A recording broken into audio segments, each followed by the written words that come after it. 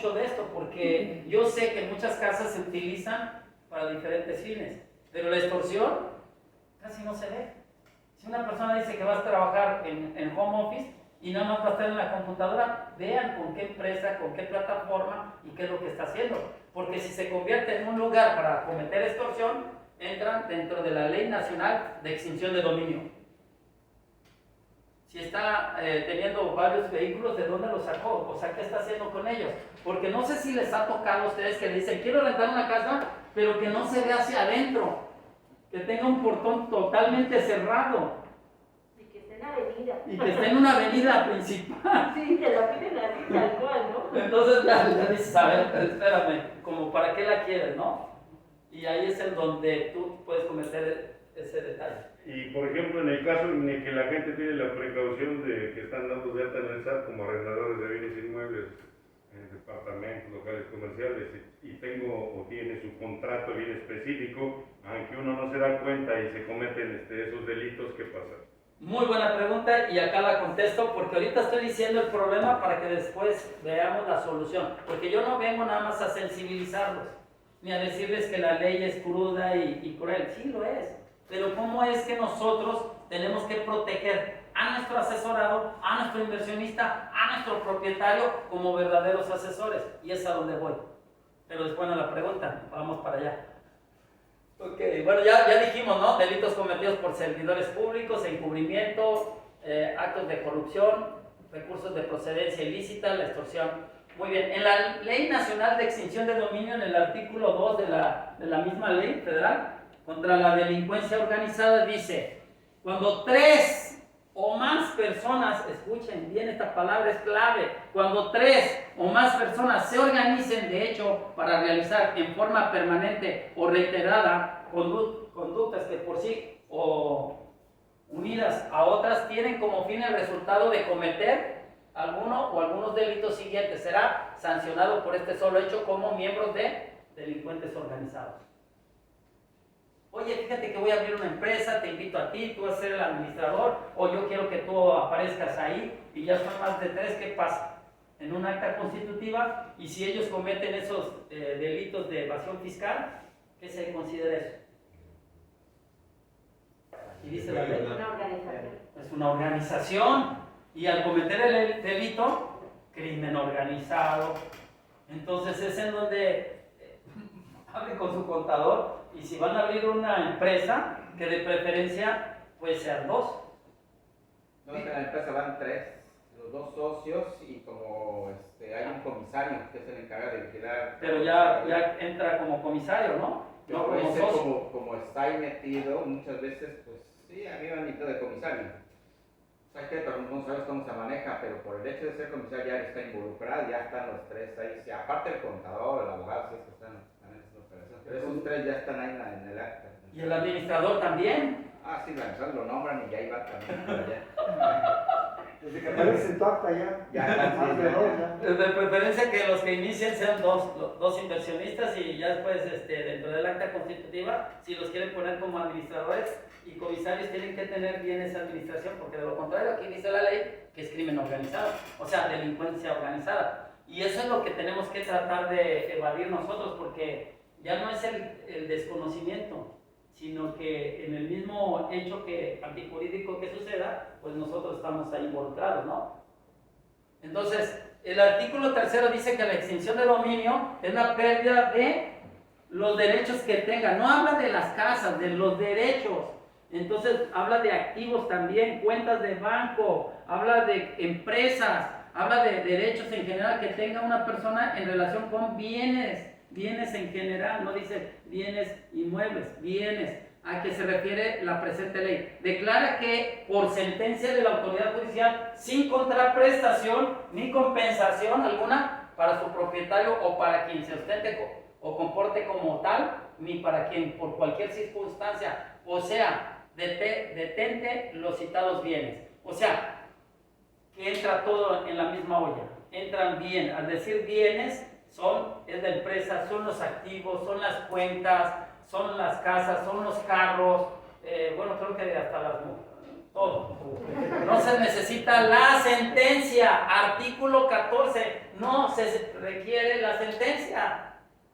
Esta gran reforma, yo no digo gran, más bien esta nueva reforma, dice no se necesita la sentencia. Y ya va fuera del procedimiento, del debido proceso, como se dice en derecho. Y medidas cautelares sin demanda. O sea que nada más porque el órgano investigador sepa de un hecho ilícito, llega y hace medidas cautelares. Nadie demandó. Escucho. Pero con el poder que tienen, pues fácil hacen avería y media. O sea, se comentaba en los medios de que si algún político, alguien con muchas influencias, por ejemplo, de este gobierno que fueron los que sacaron esta reforma, si en determinado momento yo soy un allegado de López Obrador, soy un antifuncionario, y me cae mal a alguien o le eché el ojo a alguna propiedad, entonces le inventamos un delito, y como no hay necesidad de una investigación profunda, sino no es necesaria la sentencia y sí las medidas cautelares, entonces ¿sabes qué? Esto es mío y le hacen el procedimiento para la extinción de dominio y adiós, y ya como se va a remate, pues le vale. Ya después dice el presidente ante la pregunta, dice, bueno, ya sobre la marcha, si se cometió una injusticia, pues se le va la manera de indemnizarse, y eso no se vale.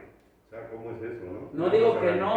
Pero eso ya se hacía desde gobiernos anteriores. Sí, nada más que aquí ya está en la ley. El problema es que aquí ya está en la ley y dice no es necesaria la sentencia. En el debido proceso y conforme a los derechos humanos, la Carta Magna, los tratados internacionales, la Convención de Viena, tarará, sin necesidad de sentencia. Y esto ya nos pone en una olla muy difícil, en una situación que podemos nosotros tener como asesores. Entonces hay que cuidarnos bastante. No les digo que no haya injusticia anterior, hay injusticia todo el tiempo. Nosotros tenemos que buscar cómo cuidarnos. Los sigo sensibilizando. No estoy diciendo que no podemos subsanar esta parte. Ahorita voy para la parte de cómo subsanar toda esa situación, ¿de acuerdo? Medidas cautelares. Muy bien. Entonces, solución. ¿Escucho? Sí, mejor primero la solución, porque a la mejor me aclara. Sí, por eso dije solución. Prevenir siempre será la mejor forma de que lamentar. Prevenir es mejor que lamentar. Porque hay muchos enfermos, porque no previenen. Ya no hay muchos enfermos porque no hacen ejercicio, no toman vitaminas, no respiran, no se relajan. No tiene nada que ver con esto, pero es la parte que más puedo yo poner como un ejemplo. Porque hay mucha gente que se enferma, porque no previenen. Se alimentan bien, hacen ejercicio, respiran bien, hacen meditación, se relajan. Pues si no hace esa persona eso y come mucho alimento chatarra, pues se va a enfermar, por lógica. Entonces en la ley es lo mismo, hay que prevenir. Ligia, que es la diosa de la prevención, hablaba de la higiene, pero la higiene no es la asepsia y la antisepsia, es precisamente hacer medidas preventivas, para efecto de no enfermarse. Y en este caso la enfermedad viene siendo los delitos que hablamos anteriormente. Entonces, dice la Ley Nacional de Extinción de Dominio, en el artículo 15, se presumirá la buena fe. Buena fe, ahí está la clave que hay que utilizar de la misma ley para poder proteger a nuestros representados. En la adquisición y destino de bienes para gozar de esta presunción, la parte demandada y las personas afectadas, o sea, ya llegó el Estado y te está afectando, dependiendo de las circunstancias del caso, deberá acreditar suficientemente, entre otras, ahí va, la buena fe. 1. Que conste en documento de fecha cierta y anterior, o sea, hagan bien sus contratos, no que lleguen con un documento que ya hicieron el contrato, después de un trato, no, pero que diga documento de fecha cierta y anterior a la realizada del hecho ilícito de conformidad con la normativa aplicable. ¿Cuál es la normativa? El Código Civil de cada estado. Esa es una. 2. Que oportuna y debidamente se pagaron los impuestos y contribuciones causadas por los hechos jurídicos en los cuales fundamente su buena fe y justo título. Sí tiene que pagar impuestos, respondiendo a su pregunta. Porque si no, en una situación antijurídica que tenga que ver con el crimen organizado y la extinción del dominio, adiós. Porque entonces no hay buena fe. Una buena fe aquí se refiere al acto jurídico de un contrato y a que se pagaron los impuestos. No se están pagando los impuestos, si le pueden quitar la casa.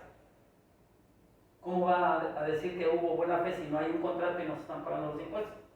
Ese es el segundo punto. Tercer punto, que el bien susceptible de la acción de extinción de dominio fue adquirido de forma lícita. Tiene título, tiene certificado, tiene lo que es una escritura pública, y en el caso de la posesión, que ésta se haya ejercido además el derecho que aduce de forma continua, pública y pacífica. ¿Ya llevó el ad perpetuum o simplemente nada más dice, sí, yo aquí he estado de forma continua, pacífica, pública, no me he peleado con los vecinos, no entro en chismes y me la he pasado bien tranquilo? No, es que lo acredite. ¿Cómo?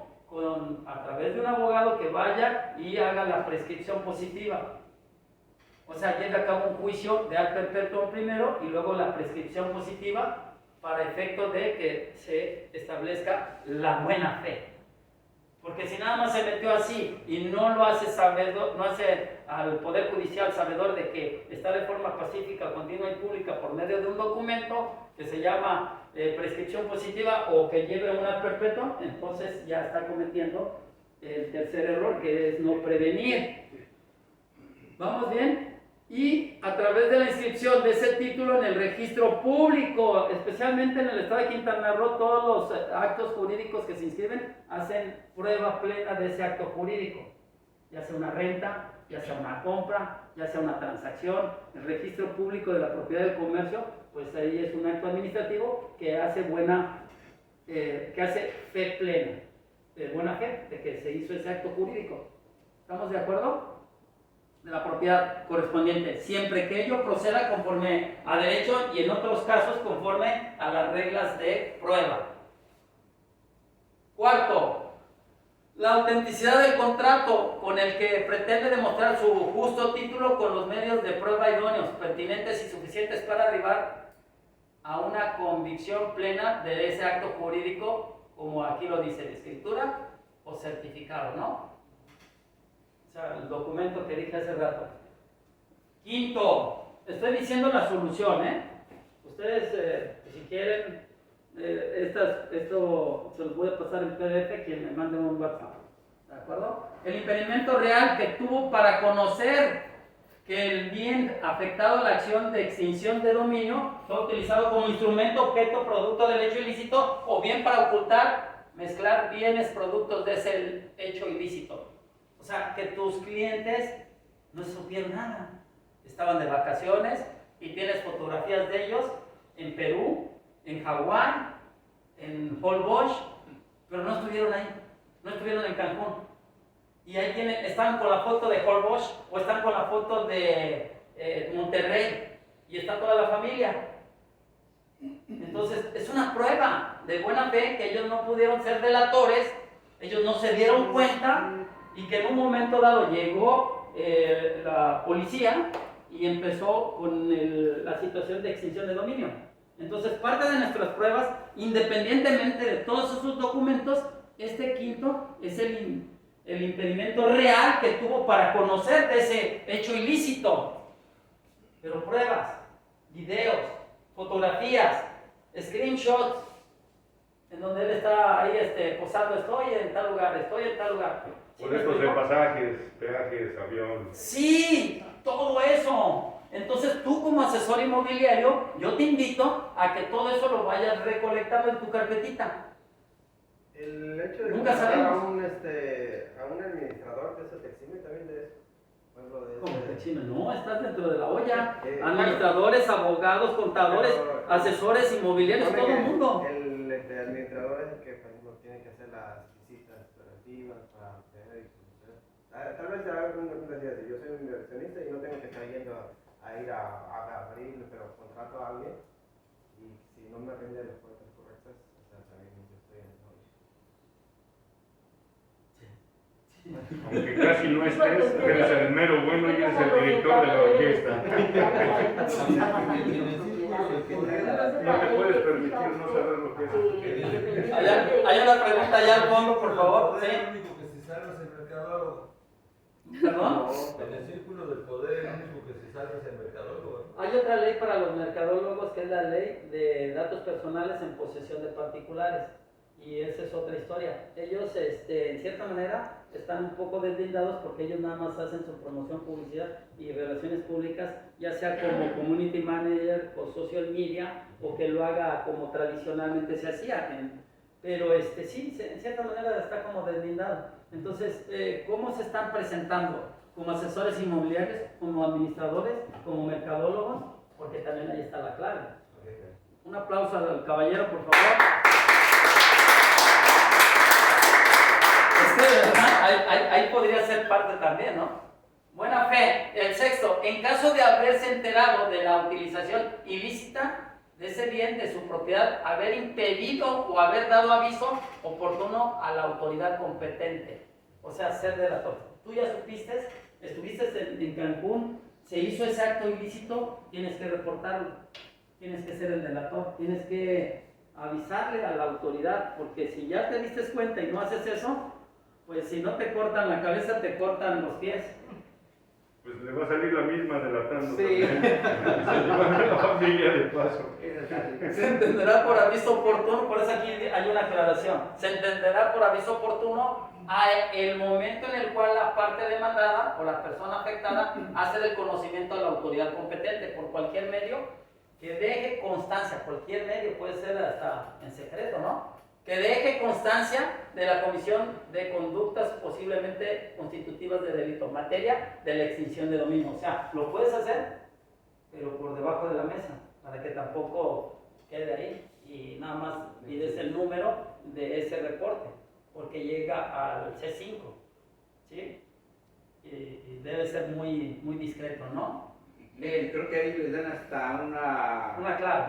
No, ya lo ratifican. O sea, por eso cuando salió todo esto decía que iba a haber mucho chismoso. Sí. Que al delatar y decir todo esto les iban a dar creo que un 5 o un 15% cuando vendieran la propiedad. Sí, eso era en la ley anterior. En la ley anterior, hasta donde yo me quedé. No, ya en esta. Ya en esta, creo ok. que sí está por ahí. Sí, creo que un 5%, Ah, sí, creo que sí, 5, sí es cierto lo que dice el contador. En esta nueva reforma, sí hay un porcentaje, pero al delator, del 5%, algo así. No ¿no? sé, cuando se vendiera la propiedad le iban a tocar algo. Pues es muy buena la comisión, ¿no? Andar chismosos. Muy bien. ¿En dónde me quedé? Ser titular poseedor o tengo un derecho sobre él. Constitutivos de materia de extinción de dominio. En el bien del que sea titular, poseedor o tenga algún derecho sobre él, siempre y cuando se realice antes de su conocimiento de la investigación, la detención, el aseguramiento u otras diligencias necesarias para el resguardo de los detenidos o de los bienes. Todo es antes, ¿de acuerdo? Séptima, ya casi estamos terminando con las soluciones para que ustedes vayan tomando nota, los que están tomando nota, y es cualquier otra circunstancia análoga de conformidad con la normativa aplicable. ¿Cuál es? Bueno, en el caso de cosa juzgada, en varios estados de la República, tú haces un contrato, lo elevas a cosa juzgada y ya propiamente estás llevando a cabo un acto jurídico de buena fe. Ya no, en el caso de Quintana Roo, ya no aplica en convenios transaccionales. Ya si tú quieres elevar un convenio transaccional a cosa juzgada, por jurisprudencia, ya no se puede. ¿Por qué? Porque el criterio es de que primero debe de existir un contrato para después llevar a cabo un convenio. Y sí, es cierto. O sea, ¿cómo vas a llevar a cabo un convenio si no hubo un contrato previamente? Entonces, por jurisprudencia, un convenio transaccional no se puede elevar a cosa juzgada. El detalle que se lo tomaron demasiado en serio los juzgados aquí y ahora hasta los contratos te lo están negando para elevarlos a cosa juzgada. Ese es un problema ahorita de criterios aquí en el estado de Quintana Roo. Se los comento a quien tenga su abogado para que vean eso. Ok, en cualquier momento, también se pueden amparar con respecto a eso, pero es otro procedimiento. En cualquier momento del proceso, el juez permitirá que la parte demandada o las personas afectadas acrediten los supuestos anteriores en todo acto jurídico relacionado con los bienes objeto de la acción de extinción de dominio. O sea, sí van a tener tiempo, ya una vez que la casa entra en esa ley de extinción de dominio, para que ustedes puedan acreditar la buena fe. ¿Preguntas hasta ahorita? Porque aquí en el Código Nacional de Procedimientos Penales, todo lo que dije anteriormente lo ratifica. En el 167, prisión preventiva oficiosa, habla de la defraudación fiscal, la expedición, venta, enajenación, compra y adquisición de comprobantes fiscales. O sea, en estos tres supuestos está haciendo referencia que el Código Fiscal está casado con el Código de Procedimientos Penales. O sea, una cuestión es lo que dice el Código y otra cómo se va a sancionar. Entonces, están amarrados. Y aquí también dice, las personas jurídicas, y aquí ya habla de empresas, las personas jurídicas para nosotros son las personas morales. En el artículo 421 también pueden ser denunciables, o sea, penalmente hablando. Dice, serán penalmente responsables de los delitos cometidos a su nombre, por su cuenta, en su beneficio o a través de medios que ellas proporcionen, cuando se haya determinado que además existió inobservancia del debido control de su organización. Punto. ¿Qué quiere decir inobservancia? Que no existió lo que viene siendo el compliance program, el programa de cumplimiento. Tienen que tener una persona que esté siempre checando que se está haciendo las cosas conforme a derecho, dentro de la legalidad. Porque si no se hace el compliance program y ustedes llegan a una plaza comercial y no existe un control de cumplimiento, alguien se resbala, se lastima, pueden denunciar a ese centro comercial. O los defraudan, pueden denunciar también al centro comercial, no nada más a la vendedora, a la persona, a la empresa, a la compañía, al negocio, como le llaman ustedes, pueden denunciarlo también. 421 al 425 del nuevo Código Único Nacional, ¿de acuerdo? Y aquí lo anterior con independencia de la responsabilidad penal en que pueden incurrir sus representantes o administradores de hecho o de derecho, agencias inmobiliarias, asesores inmobiliarios. O sea, pueden denunciar penalmente a una inmobiliaria, aquí está, independientemente de sus representantes o administradores. O sea, sería una denuncia vicarial. ¿Qué quiere decir? Denuncio a la empresa y denuncio a su administrador porque todos estuvieron implicados. Es que me dijeron que esto, pero luego la empresa dice que no tiene nada que ver con lo que hizo el empleado. ¿Cómo no? Por eso fue empleado, por eso es contratado, para que siga los lineamientos de la misión, de la visión y del programa de cumplimiento. Y con respecto a los valores o la ética profesional de cada empresa. Si no, está cometiendo delito también. ¿Queda claro esto? Por si ya van a abrir o ya tienen abierta su empresa, aquí está. Ley Federal contra la Delincuencia Organizada, en el artículo 2, voy a hablar de todos los supuestos para que ustedes tengan en cuenta esto, porque de una u otra forma tienen que estar previniendo que es mejor estar lamentando. Prevenir es mejor que lamentar. Artículo 2, cuando 3 o más personas se organizan, de hecho, ya lo comentamos esto, cometen eso. Y está terrorismo, acopio y tráfico de armas, tráfico de personas, y pongo entre paréntesis migración. ¿Cuántos no les rentan de Cuba, de Argentina, de Venezuela? ¿Han checado su pasaporte, su calidad migratoria? ¿O nada más entra uno y sale otro? No, hay que hacer el estudio socioeconómico para que ahí se filtren ellos. Sí, pero más que el estudio socioeconómico, yo les invitaría a que hagan un estudio jurídico.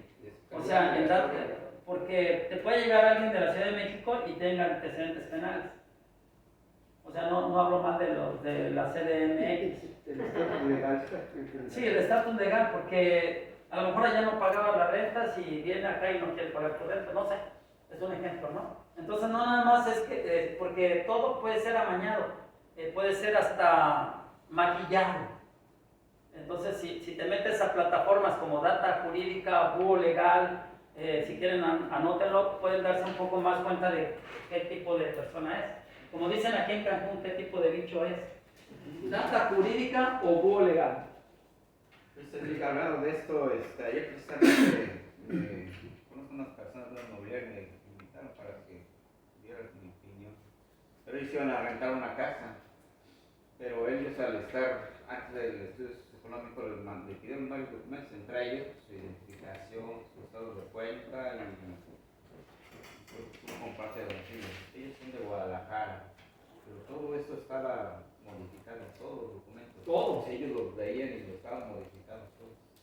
Entonces ya con eso, pues ya, y luego no quería dar el nombre, y quería y pagar en efectivo y pagar por 6 meses, digo, no, mejor no le- Y luego traían cinturón piteado, pantalón de mezclilla, botas de cocodrilo y cadenas de oro y mal encarados con rayas, ¿no? Entonces todo eso. Y se paraban así. No, era una señora. Ah, una señora. Traía su bolsa, ¿cómo se llama? No, dicen que sí, llegan a ver que agarró su cartera y traía muchos billetes. Digo, no, le entran un poco que están problemas, van a ver si ustedes. Sí, Era el dueño del departamento. Sí, que el dinero no nos deslumbre, porque los defraudadores y las personas que quieren meternos en una situación antijurídica, lo primero que hacen es mostrar su dinero. Sacan una faja de billetes Poderoso caballero. y lo que hace es apelar a la codicia de uno. Entonces, lógico que uno, por hacer una venta, una renta, una administración, quiere uno, pues, ok, va, se va del trato. Tiene uno el apartado. Pero sí nos mete en una situación que puede ser totalmente antijurídica. Y urgencia, Sí, ¿no? aquí también, Y urgencia. también ellos tienen ese tacto de generar el sentido de urgencia para que digan, ya, sí, ok, te la vendo, ok, sí te la vendo, ok, te la doy con el apartado. Hay que tratar de que no nos den ese sentido de urgencia, hacer la investigación que dijeron de lo que comentó aquí la señorita y también irnos a las plataformas a hacer Dijo usted que era un estudio socioeconómico, pero también jurídico.